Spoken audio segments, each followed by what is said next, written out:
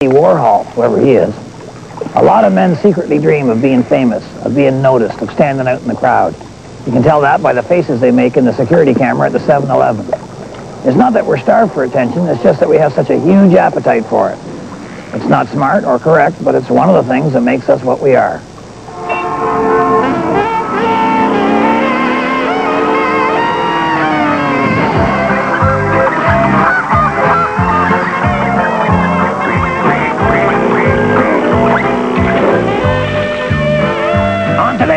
Buzz Sherwood's going to do some renovations to his bush plane.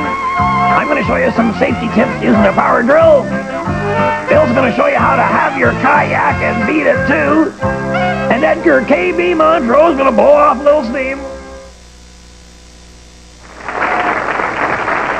And now, here he is, the biggest star of the great outdoors since Godzilla, my uncle, Red Green.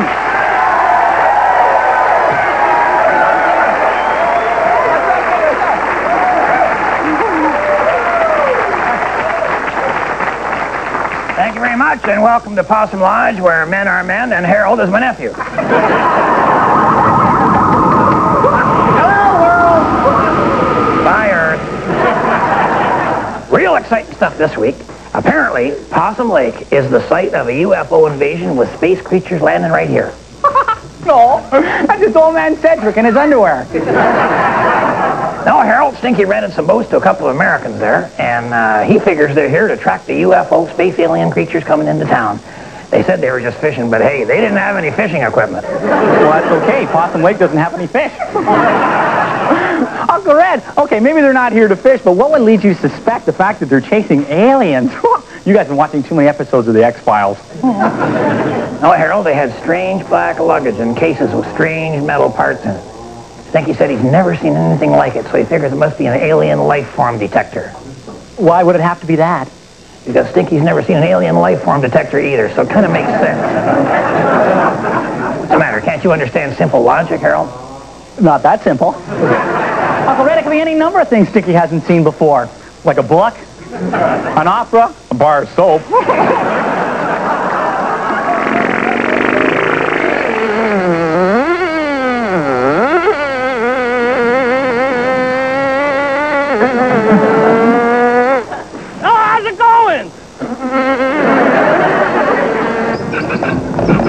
Oh, they're weighing the fish at the fish weigh-in down at Mercury Creek. First prize is a boat and $1,000 for the biggest fish of the week. I caught me a nice little sunfish. It's gonna make me a winner.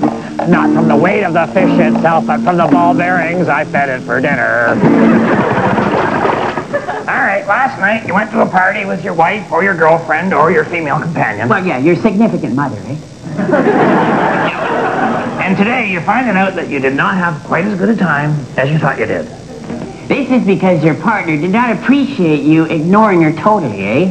Or flirting with other women. Or doing that old party trick, you know that one you used to do where you'd play God Save the Queen by making them loud wet sounds with various parts of your body? Amazing how many people don't appreciate live entertainment. Yeah. Anyway, you got yourself into a bit of a jam, and you need our help to get out of this situation.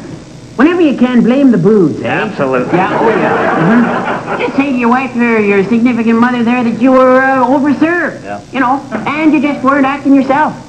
Of course, now, if you don't drink, that's unfortunate. Because it forces you to lie. You're going to have to say, well, I'm sorry I was upset about, I don't know, the death of a close friend or something. Okay, but now, you know, she's going to say who died, and you're going to be expected to come up with a name, eh? Oh, yeah. Just saying old what's-his-name, probably not going to cut it. No. What I like to do is I like to name a friend from in the past that I really don't care if I ever see again. Yeah, that's good. Or you could take the tough route and just say, hey, that's the way I am at parties, and that'll be the end of that. Yeah, but that'll also be the end of you ever going to parties with her again. Or anywhere with her. Yeah. Or anywhere with anybody. Yeah, all right. So I guess the best thing is just to see her side of it and stop acting like a wiener. Unless, of course, you're a heavy drinker, which, as we say, gets you off scotch-free, eh? Well, with all this talk of aliens spying on us, I thought I'd take this week's Handyman Corner, show you how you can build your very own telescope maybe you can do some spying on the aliens. Or scan the core of the center of the galaxy. Or check out the windows in the houses in your area. All right, now for starters, you're going to need a cement mixer, which actually you can get for free if you have after-hours access to your local construction site. First thing you want to do is to make the inside of the cement mixer a reflective surface. You can do that by putting the chrome plate in there or maybe lining her with tinfoil. But I recommend the handyman's secret weapon, duct tape. Just get in there, get right in and stick her on the sides and up into the back, and get all the corners and anything where the light is going to possibly hit that. All right, you just basically line the whole inside over there. Now we come to the really hard part of the project. You have to eat some salad.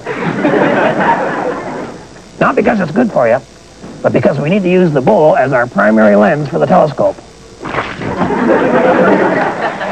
Now the salad bowl lens there will attach all the lights, fire it down inside the mixer where it bounces around on the duct tape, and then it'll come out this hole that I've drilled.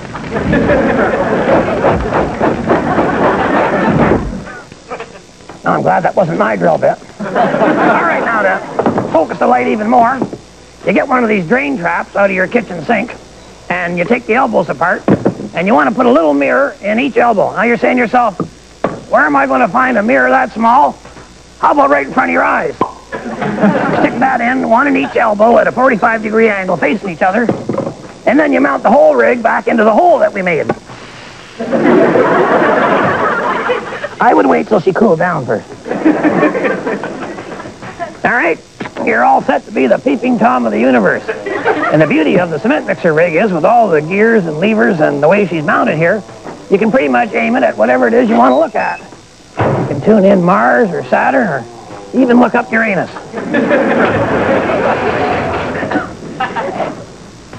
Wow, the Milky Way is all green and leafy.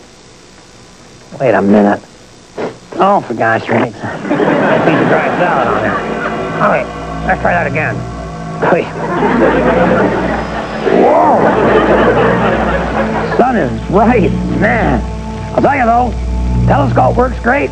I can see a black hole everywhere. So remember, or something, and you're practically invisible, you know. They should at least find you handy. I'll tell you what, this is more than a telescope. Also a great fire starter.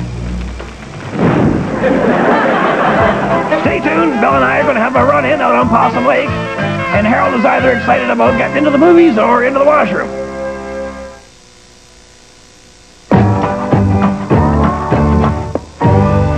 I want to talk to any of you guys who've been married to the same woman for 20 years or more. I know what you're going through. Bernice and I are in our 28th year of controlled bliss. I know it takes a little extra to keep her going that long. You know, it seems that after about 20 years of marriage, the marriage turns into kind of like a routine. Sort of like being on a diet, losing a whole bunch of weight, and they put you on what they call a maintenance diet. Yeah, a lot of marriages turn into a maintenance diet, you know. You can have a little nibble every once in a while, but there's a general embargo on pigging out.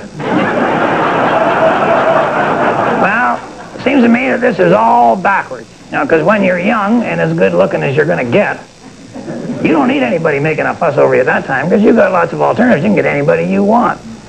But when you've grown a little older, maybe put on a couple of 100 pounds or so, and your face looks like Nolan Ryan's glove, and you are pretty much out of alternatives. So I say, the longer you've been married, the more affectionate you should be with each other. Get off the maintenance diet and go nuts. But not on the dining room table. At least not till the kids move out, all right? I'm pulling for you, because we're all in this together. Well, Buster and Stinky have been spying on these Americans posing as fishermen, and they are definitely tracking UFO space aliens. And how do you know this? Did you talk to them, Uncle Rat? Oh, Harold, you don't talk to them. They'll just deny everything and then force you to swallow the cyanide capsules. I figure these guys are maybe with the CIA or perhaps a special branch of the post office. Everything's very, very hush-hush, Harold. Well, then why don't all you guys just shut up about it? Nothing. I didn't what? I got proof here, Harold. Look at this picture Buster took. You tell me, is that not an alien space pad landing support right there? It's a tripod for a camera, Uncle Red. No, look at that. That's an alien life form detector if I ever saw one. No, that's a movie camera. Well, how about this UFO radar unit? What's that then? Movie light. Oh, I see. Okay, all right. They're shooting film footage of the space aliens. I can't believe you guys. You let your imaginations run wild and you extrapolate nothing into something ridiculous. Two guys show up with a movie camera, and all of a sudden, they're like aliens, and you're spreading rumors about UFOs. Maybe they're just up here, you know, shooting a nature film, you know, or shooting shots for a TV commercial, or scouting locations for some major Hollywood production, some big-budget film that's going to be shooting here at Possum Lodge in a couple of months, you know, some $50 million special effects extravaganza based on the #1 bestseller. It has Tom Cruise and Harrison Ford and Jamie Lee Curtis as my love interest and special sidekick. We're going to be movie stars! You guys! Here's one. How many forest rangers does it take to change a light bulb? This one. If you had a light bulb, of course. They still have light bulbs? Throughout the world, you will not find the small plane being as big a part of history as it is in the Canadian North. And so, in a certain way, Buzz Sherwood here is part of a long aviation tradition. Huh?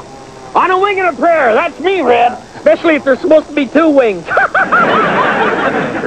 you gotta have a love.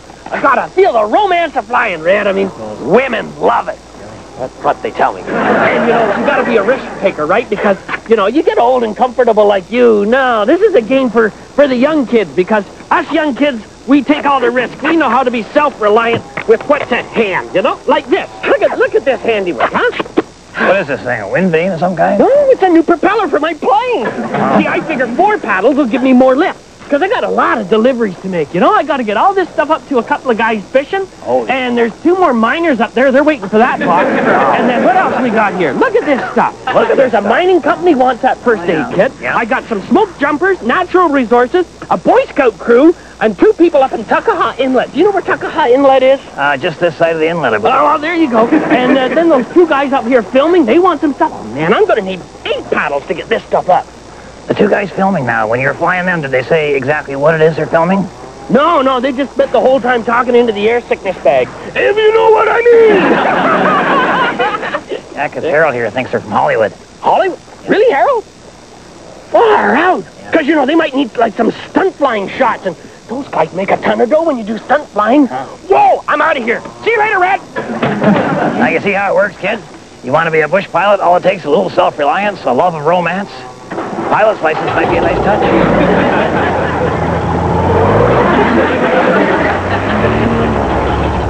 Buzz, what about all the stuff on the sides?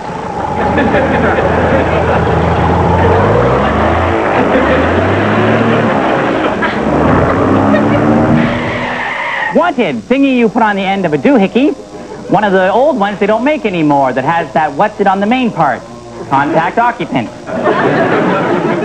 I may have one of those. Kind of a historical thing this week with the kayaking. Got a kayak. Oh, there's Bill. Oh. There's Bill and his kayak. So I thought I'd just do the right thing and help him into the water.